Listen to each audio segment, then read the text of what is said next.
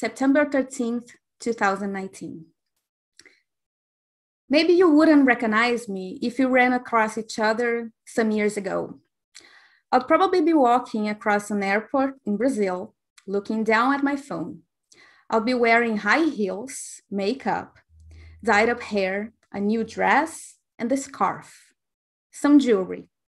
I'll be rolling my Samsonite carry-on luggage on one hand, texting with another. It will be around 7 a.m. I had woken up around 4, my bedroom window not entirely closed so I wouldn't sleep in, meaning I also didn't sleep well. It is likely that I had been up until midnight finishing a report or a presentation or watching TV by myself and drinking whiskey to be able to relax. As I approach the terminal exit, my breath is short. I have a pain in my chest. I wouldn't notice this pain for a year. I'm hurrying for everything, doing 3 things at the same time. When I meet the driver that will take me through the traffic jam for about 2 or 3 hours, I open my laptop, connect my hotspot, and answer some more emails. I turn on Skype and people are asking where I am.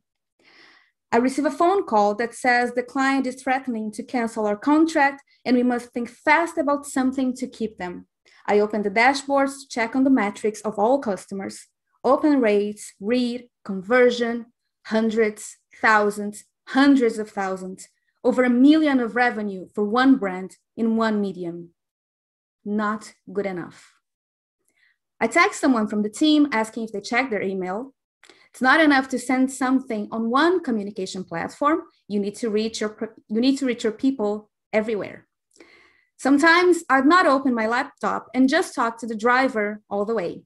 I'd often ride with the same driver. He'd talk about his wife. He'd step on the brakes really hard every time, my back coming out of the back seat.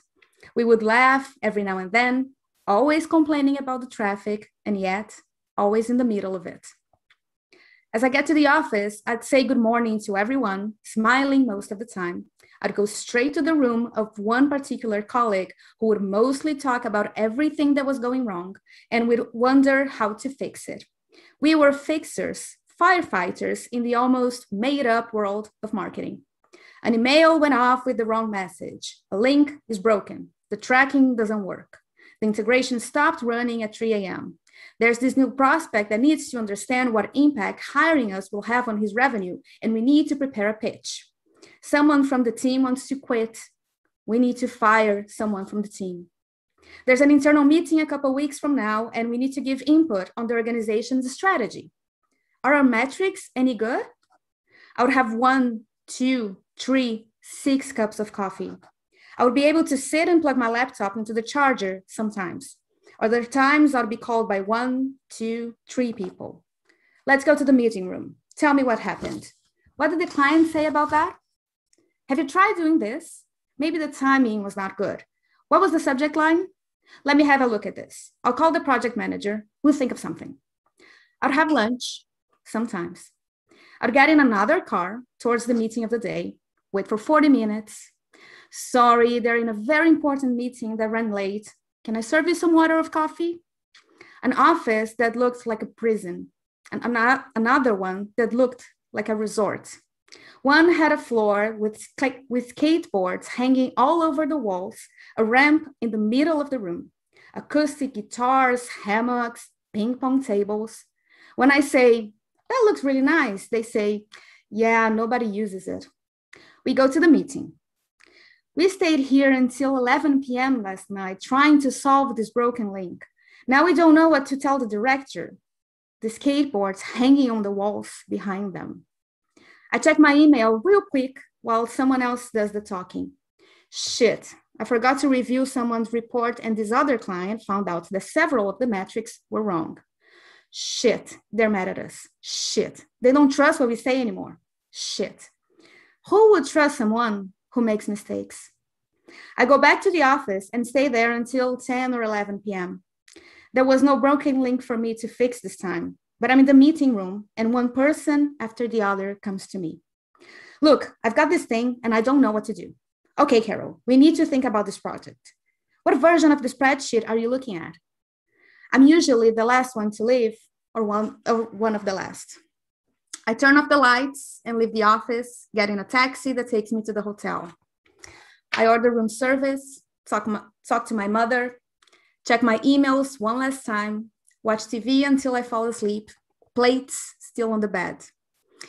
Someone once wrote that when you have a child, the days are long and the years are short. When you're a workaholic, the days are short and the years are long. I had a great job, much better than expected for my age and self-esteem. I earned enough to be part of the richest 1% of people in my country at the age of 26.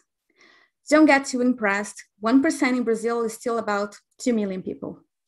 I was surrounded by educated, privileged people. The equipment I had access to was always incredible. The office had a beautiful view over the city.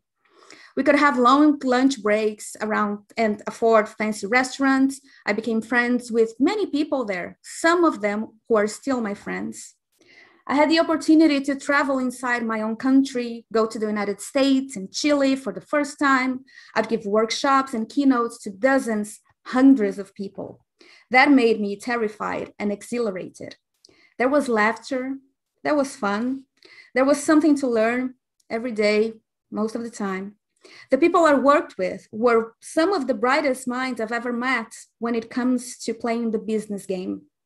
I met all sorts of clients, education platforms, airlines, e-commerces, fashion brands, hotels, resorts, even a TV channel. For a long time, I was able to use my skills on a regular basis and create presentations that sold projects and gave confidence to the people who had just started working there.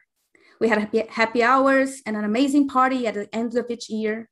I was respected by virtually everyone. My capacity hardly ever questioned. For a long time, and for a lot of reasons, it was an environment that allowed me to develop into the capable, experienced professional I am today. And yet, I burned out hard. Was it my fault?